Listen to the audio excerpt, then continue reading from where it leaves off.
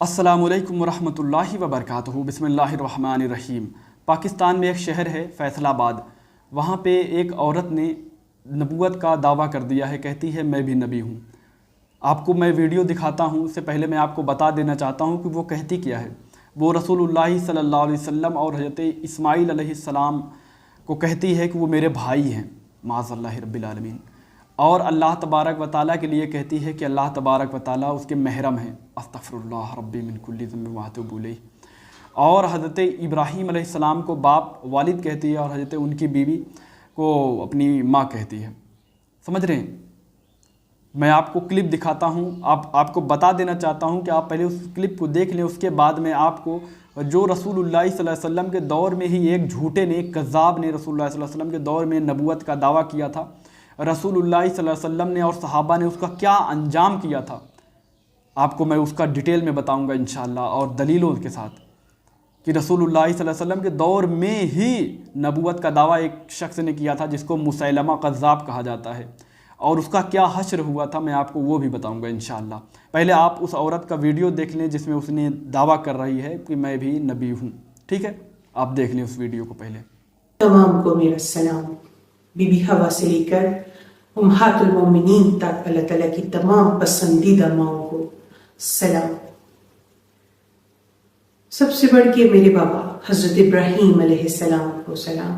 मेरे भाइयों हज़रत मोहम्मद मुस्तफ़ा सल्लल्लाहु अलैहि वसल्लम और हज़रत इस्माईल अलैहिस्सलाम को सलाम। मेरी वालिदा हज़रत बीबी हाजरा को सलाम। हज़रत हिजर ख़यात, कमाल बंदा, फ़ख्र इंसान, शेरों का शेर, पहला रूहुल इंसान, पहला हकूकुल्लाह का हकदार। सलूट पेश करती हूँ हज़रत हिजर ख़यात को। आप सब लोगों को अस्सलाम वालेकुम। सबसे पहले अल्लाह ताला के हुक्म से मैं अपनी पहचान आप लोगों पे वाज़ेह फरमा दूँ। मैं रसूल हूँ। मेरा टाइटल कुरान पाक में जो महफूज है, क़यामत। मैं क़यामत हूँ जिसके लिए तमाम ज़मीन व आसमान पर निशानियाँ पूरी हो गई, वो क़यामत मैं हाजिर हूँ जी अपने सच्चे महरम के साथ। मेरा महरम अल्लाह रब्बुल आलमीन। मेरा नाम है सना अल्लाह, अल्हम्दुलिल्लाह। सना अल्लाह जो ये नाम है, ये इस कायनात की सबसे बड़ी जीत है। मैं हकूकुल्लाह से नवाजी गई, हज्जुल अकबर अदा करती हुई, अपने 3 दर्जों से गुजरती हुई इस मंजिल पे अब आ पहुंची हूं कि मुझे अपनी पहचान आप लोगों को पेश फरमानी है। इल्मे लदनी से नवाजी गई ये पैगंबर, ये रसूल, अल्लाह रब्बुल आलमीन के हुक्म से आप लोगों पर अपनी पहचान वाज़ेह फरमाते हुए अपनी इबादत हज्जुल अकबर मेरे महरम अल्लाह रब्बुल आलमीन के साथ अदा करती हुई आज अपनी पहचान आप लोगों के सामने पेश फरमा रही हूँ। मैं इल्मे लदनी की थोड़ी सी आप लोगों को तफसील बता दूँ।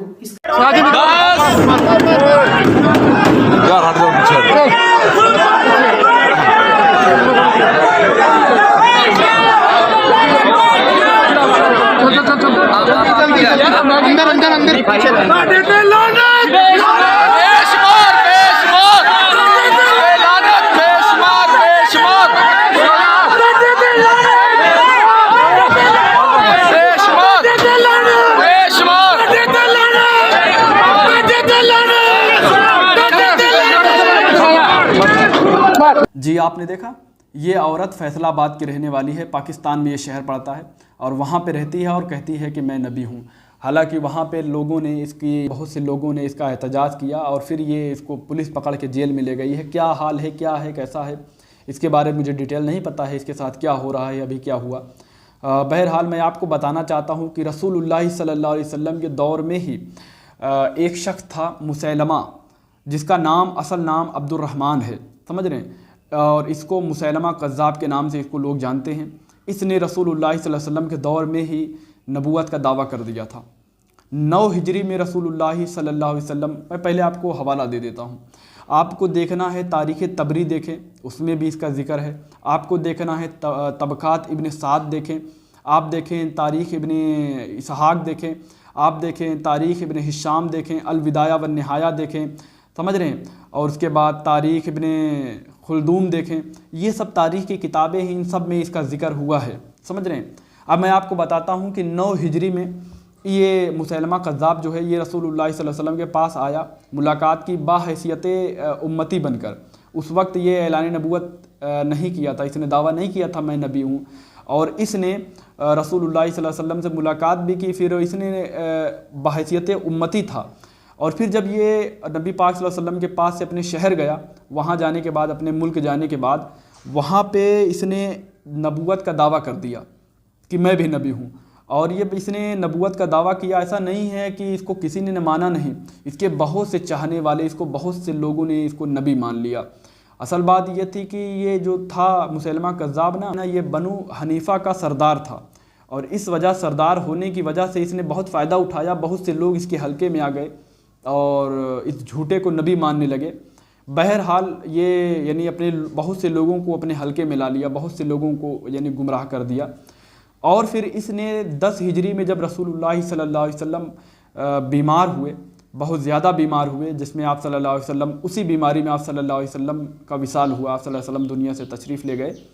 جب 10 ہجری آئی، آپ صلی اللہ علیہ وسلم بیمار ہوئے، تو اس نے رسول اللہ صلی اللہ علیہ وسلم کے پاس ایک خط لکھا، اور خط لکھنے کے بعد 2 شخص کے ساتھ یعنی اس خط کو آپ صلی اللہ علیہ وسلم کے پاس بھیجا۔ 2 شخص اس کا خط لے کے رسول اللہ صلی اللہ علیہ وسلم کے پاس آئے، اور جب رسول اللہ صلی اللہ علیہ وسلم کے پاس یہ خط پڑھا گیا تو اس میں یہ لکھا تھا کہ رسول اللہ صلی اللہ علیہ وسلم سے کہ کہا تھا اس نے مسیلمہ کذاب نے کہ اے اللہ کے رسول، مجھے بھی اللہ تبارک و تعالیٰ نے نبوت عطا کی ہے جیسے آپ کو اللہ نے نبوت عطا کی ہے، تو آپ مجھے بھی اپنے یعنی نبوت میں شریک کریں، اور جتنی مال ہے اور جتنے مال غنیمت اور جتنے ملک آپ کے قبضے میں ہے سب آدھا مجھے عطا کریں، کیونکہ اب میں بھی نبی ہو گیا ہوں، اللہ نے مجھے بھی نبوت دی ہے، تو اب جتنا مال غنیمت ہے اور جتنے شہر آپ نے فتح کیا ہے سب میں آدھا حصہ مجھے عطا کریں، سمجھ رہے ہیں۔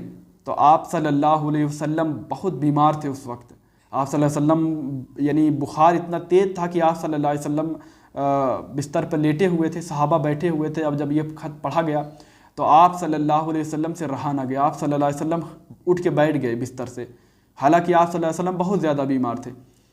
آپ صلی اللہ علیہ وسلم اٹھ کے بیٹھ گئے، اور آپ صلی اللہ علیہ وسلم کے ہاتھ میں ایک لکڑی تھی، آپ صلی اللہ علیہ وسلم نے زمین پہ ایک لکیر بنائی چھوٹی سی، اور لکیر بنانے کے بعد آپ صلی اللہ علیہ وسلم نے کہا کہ مسیلمہ کذاب کہتا ہے کہ نبوت کا دعویٰ وہ کرتا ہے اور کہتا ہے میں بھی نبی ہوں، اور کہتا ہے کہ جتنی مال ہے اور جتنا ملک ہم نے فتح کیا ہے، مسلمان ہوئے ہیں جو مسلم ملک ممالک ہیں، اس میں سے آدھا اس کو دیا جائے۔ اللہ کے رسول نے کہا کہ مسیلمہ کذاب کو یہ جتنی لکیر ہے نا، میں اتنی زمین بھی نہیں دوں گا، اتنا بھی زمین نہیں دوں گا جتنی لکیر بنی ہے چھوٹی سی۔ بہرحال اللہ کے رسول صلی اللہ علیہ وسلم نے وہ جو خط دونوں لائے تھے، اللہ کے رسول صلی اللہ علیہ وسلم نے ان سے کہا، دیکھیں یہ مشیر ہیں، یہ خط لے جانے والے پہنچانے والے ہوتے ہیں، اور ان کا ایک قاعدہ قانون ہوتا ہے کہ جو خط لے جانے والے ہوتے ہیں نا، ان کو قتل نہیں کیا جا سکتا، یہ چاہے آپ کے خلاف ہی خط لائیں اور آپ اس کو قتل نہیں کر سکتے، یہ قانون ہے، سب کے لیے ہے، یہ ہمارے اسلام کی قانون نہیں ہے، یہ بالکل دنیا کا ہر یعنی لوگوں کے لیے قانون ہے کہ جو خط لاتا ہے، جو مشیر ہوتا ہے، اس کو قتل نہیں کیا جا سکتا، اس کے ساتھ ظلم نہیں کیا جا سکتا۔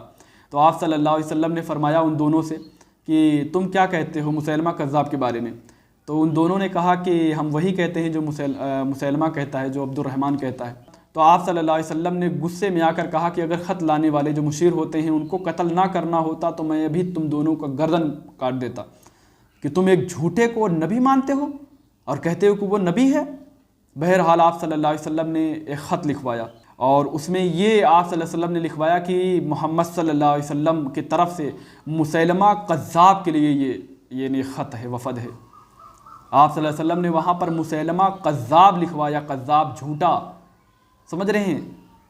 تبھی سے اس کا نام میں کذاب لگنے لگا، اسی وقت سے اس کے نام میں کذاب لگنے لگا، مسیلمہ کذاب۔ کذاب کا معنی کیا ہوتا ہے معلوم ہے؟ کذاب کے معنی جھوٹا ہوتا ہے، اسی لیے رسول اللہ صلی اللہ علیہ وسلم نے جب کہا مسیلمہ کذاب، اس کا لقب بن گیا، سب پوری دنیا آج مسیلمہ کذاب کے نام سے جانتی ہے۔